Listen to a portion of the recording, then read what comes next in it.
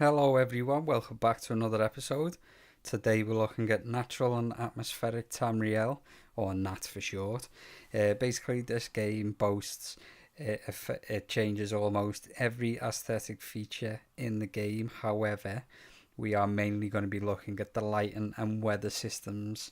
Didn't see too much change in some of the other stuff that it boasts, like particle effects and stuff like that. But the lighting and weather systems are absolutely brilliant. This one's really easy on the load order, just go straight to the bottom.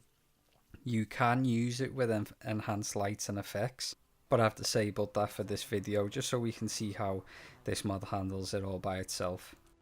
So it does have customized lighting systems for inside buildings, outside buildings, wherever you are. As you can see, we've got some nice lighting there, good shadows on the NPC as you walk past the fire, stuff like that. So on the whole, it does a good job with all lighting sources. As I said, we're mainly going to be looking at the weather lighting with this video, but here you can see there's a nice glow coming off that giant fire there, and you can actually do a few fun things with an illusion spell called NAT settings. And one of the things that you can do is you can customize the brightness of nighttime, so we can see it on fully dark nights, which is very dark indeed, and we'll test it also on the brightest so we can see what it looks like with the full brightness on nighttime. As you can see, a lot more visible there, but I felt that the default setting was a nice middle ground to be at and left it as that for the rest of the video. So all the lights do look really great with this mod. I'd say it's not as good as enhanced lights and effects, and I said you use that mod with this mod. Obviously, as I said, I've disabled that. But for what it does, it's not bad. It's a relatively small mod as well. I think it's only a few dozen megabytes. In the caves here, you can see you get a really nice glow on the fog that's in the air there, and a nice warm light to all the torches. And I felt that if you just used this mod by itself, you would be getting more than enough for your lighting system. Like it makes the game look great by itself, but it does look really good when you've got enhanced lights and effects on at the same time. So as I said, the main thing we're going to focus on is the atmospheric lighting, we'll call it. It looks brilliant. I really can give it enough credit. As you can see there, the light is blocked by the fog, but at the same time it illuminates the fog just immediately around the light sources. Like enhanced lights and effects, this mod does have realistic light fall off, so depending on the size of the fire and the environment you're in, the light will travel further or fall off very quickly. But look at this, as you can see, the aurora there is lighting up the whole landscape. Everything's got a nice purple hue, and we've got another one there where you can see the green hue all across the distance in the mountains, and I thought that was absolutely brilliant, and that's one of the main staples of this mod. Again, as you can see, the fog there is nicely illuminated by the moon and by the torches. A lot of mods do this where they light the fog up, but I thought that this one was especially good. And the weather systems also come into play with that. As you can see, there's a heavy snowstorm here, so obviously that means a lot of cloud cover, which means not very much light at night. Almost every weather system does have its own colour palette and lighting system, and it all comes together into a great effect, and that's all driven by just how much cloud there is at any one time. The rain effect is also very nice. You can actually kind of see the droplets as they're falling through the air, and obviously the thunder and the lightning also does a great job. The lightning actually lights up the surrounding area when the lightning flashes. But here we're going to look at a couple of screens all captured at the same time of day, just under different weather systems, and you can see how it dynamically changes with every different type of weather that we've got there. Even though it's all relatively clear weather, the amount of clouds and fog in the air drastically changes how that sun bounces off everything and illuminates the area around you. Again, as I said, these are all exactly the same time of day, just with different weather systems. And this is what I meant when I said almost everything has its own custom colour palette and lighting effects, because you go from a very warm sun to a very chilly looking atmosphere, and it really does help draw you into the world that so much more.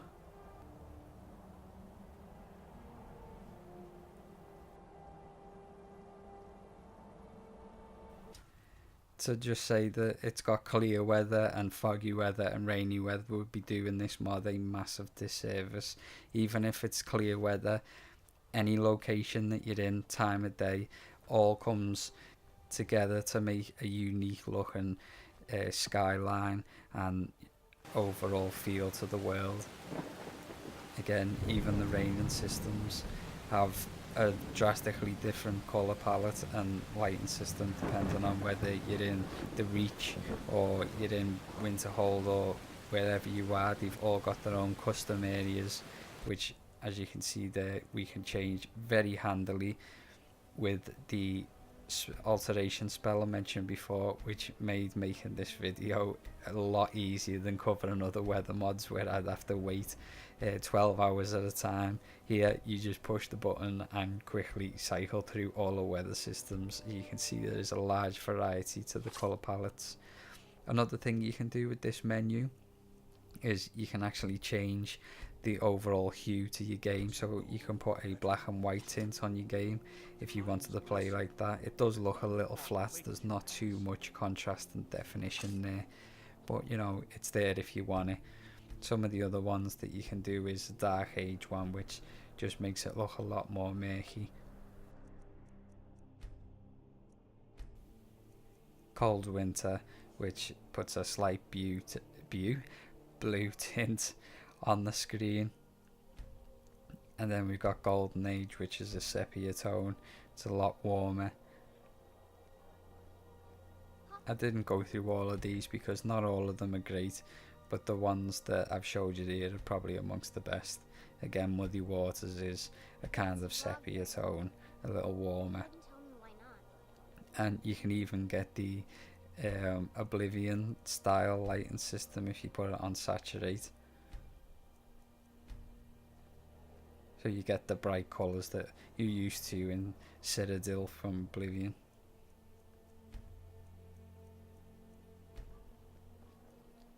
And you can also change like the weather systems in the menu as well. So if you wanted to have mainly murky weather, you can go to climate settings and set it to dark and gloomy, or you've got default or bright and pleasant, which will focus on more sunny weather. And you can enable and disable all the graphic effects in there. So if you were running a lot of mods and you were worried about your frame rate or having frame rate issues, you can go in and you can disable God rays and the atmospheric scattering and stuff like that. So that's pretty much it for this video. Like I said, there are a lot of other things that this post does. It says it changes the skin tone and there's loads of particle effects and all this stuff.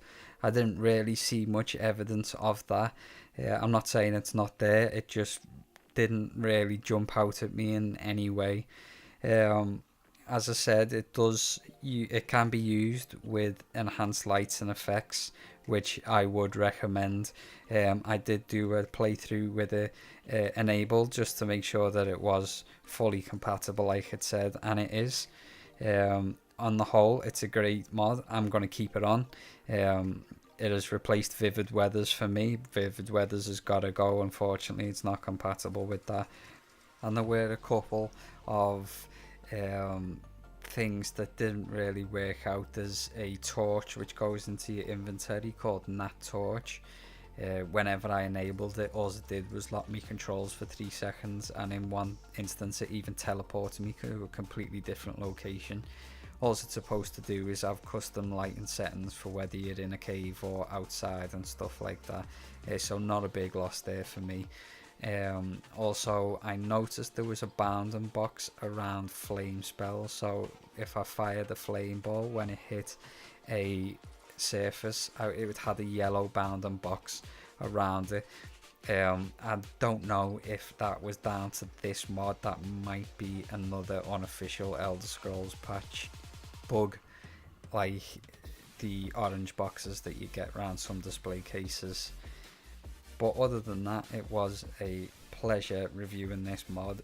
Again, I have to say it is fantastic. If it seems like I've got a slight lack in variations of screens in this video, it's because this one was hell to get out. I literally have recorded this video's footage 4 times, and I've either had a complete video corruption of all the footage, the footage not recording at all, and my first attempt really just wasn't good enough, so I did it all again.